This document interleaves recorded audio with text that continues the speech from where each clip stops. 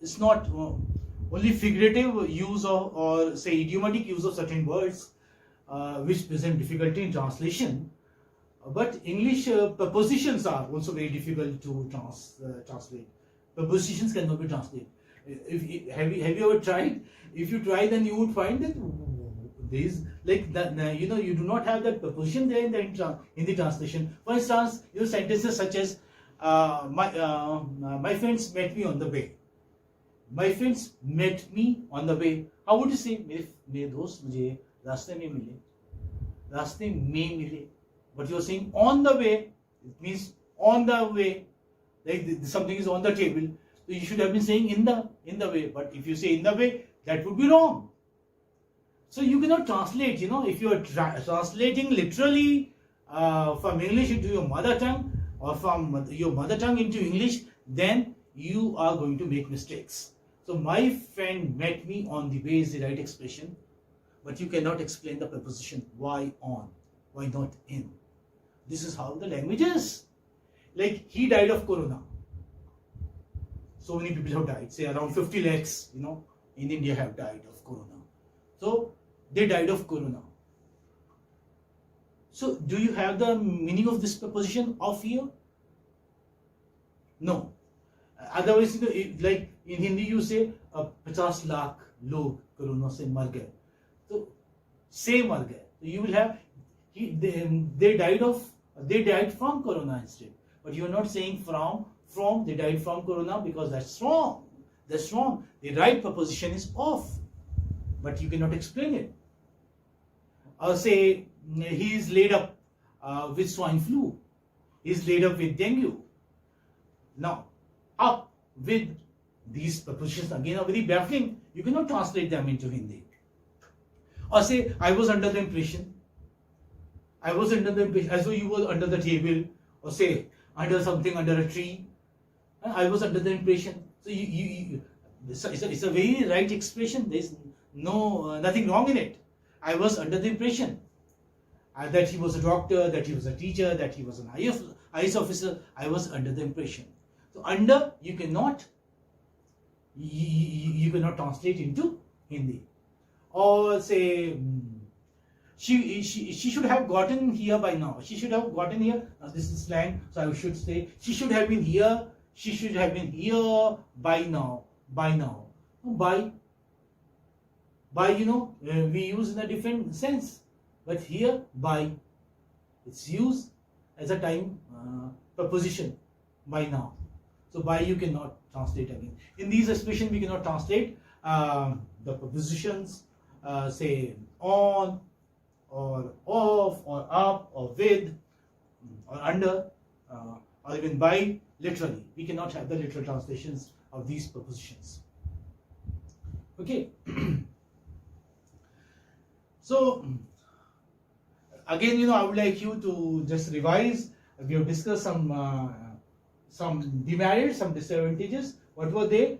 That it is an unnatural method. Okay. And it's an unnatural method, and you cannot have exact translation of English words into Hindi. No languages are same. There are differences in the culture, in the traditions. That is why the translation is very difficult. Okay. And then what else we've discussed? Yes. Yes, come on. Do you remember? We discussed some merits. Yes, yeah.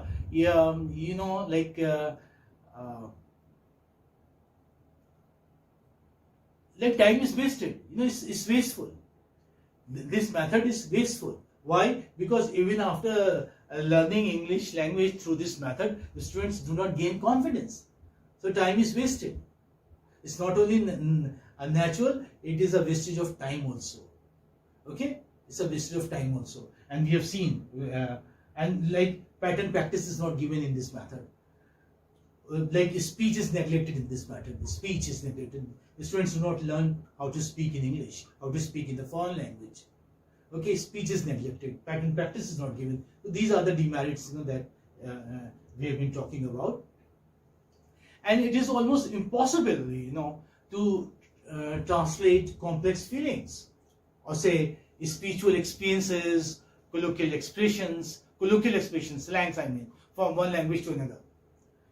We do not understand slangs, used by Americans and even the Europeans. Why? Because they are so different, and because they're so typical of the culture of one of a country.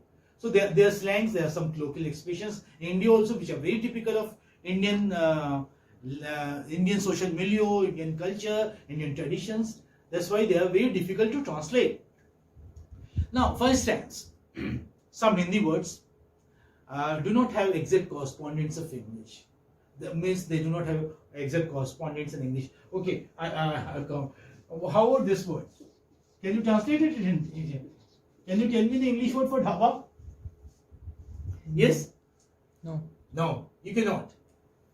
Well, because some people who are not from the North Indian state, from the Hindi-speaking state, for them I would like to tell you that dhaba is a Hindi word used to describe a roadside eatery. Okay, roadside eating place, mostly seen on highways in India. A typical dhaba would have cots and chairs, cane chairs as seating arrangements, and people visit these dhabas and they have food. They relish dhaba food. Some are very fond of dhaba food. So dhaba is a roadside eatery, you may say. Oh, how about this? Can you tell me the English word for this?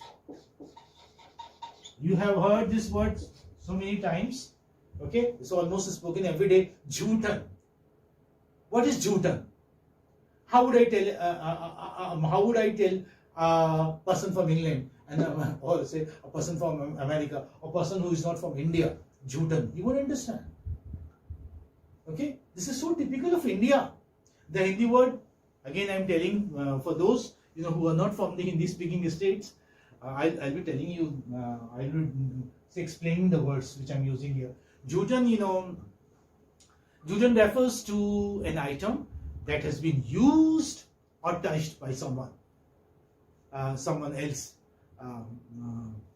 say either with hand or mouth. I must say, even if you touch a chapati, even if you touch a dal, even if you touch a samosa or whatever, okay, once you have touched it, that becomes jhuta. Okay, this is how they say.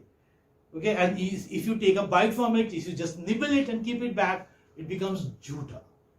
Okay, and the utensils that you eat in, once you have left those utensils, they become jhuti utensils, jhuti thali. This is what jhutan is.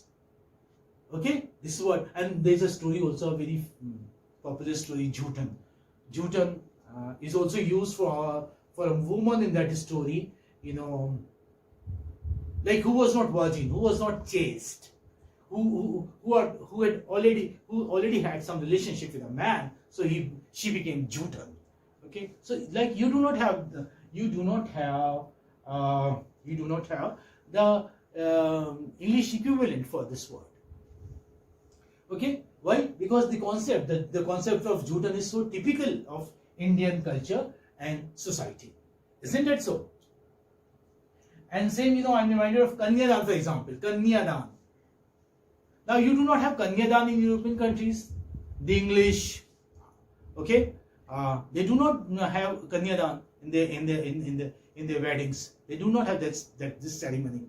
So Kanyadan is a Hindu wedding ritual performed by the bride's father, and that basically means giving his daughter away to the groom. Because he gives away his daughter to the groom, this is called as Kanyadan. Okay, it's a Hindu wedding ceremony, a Hindu wedding ritual, Kanyadan, and this is so typical of Hindu wedding, which you do not find in other cultures. You do not have Kanyadan in say Muslims, you do not have Kanyadan in Christians, you do not have Kanyadan in Jews. This is so typical of Hindu weddings. And same again, when I'm talking about Hindu rituals, I am reminded of Rakhi also. Rakhi, Rakhi. I think make a picture. Rakhi. Okay, this is a beautiful. This is Rakhi is okay. This is something like this. something, some home and all is written, something like that is written. Okay, Rakhi. So Rakhi, can you translate it into Hindi? In English, I mean, can you translate it? No, you cannot. Well, you can explain it, you can define it, you can say, well, it's a wristband. But the wristband, or the the bands that you have, friendship bands and all, wristbands, they do not give you that meaning. The meaning which is bound with the tradition, the Indian tradition, the Hindu tradition, you may say. Rakhi is the Hindi word for a wristband, okay, no doubt, wristband, or a string that sisters tie around their brothers' wrists. They tie around their brothers' wrists. It's a symbol of love from a sister to a brother, and a promise by a brother to protect his sister no matter what. Okay, no matter what. Yeah, I'm reminded of like Rakhi being given by Rani Karmati to Humayun, the Mughal emperor. Rakhi episode. Okay, that's associated with Humayun and Karmati, Rani Karmati. Okay, and this is symbolic of, you may say, communal harmony.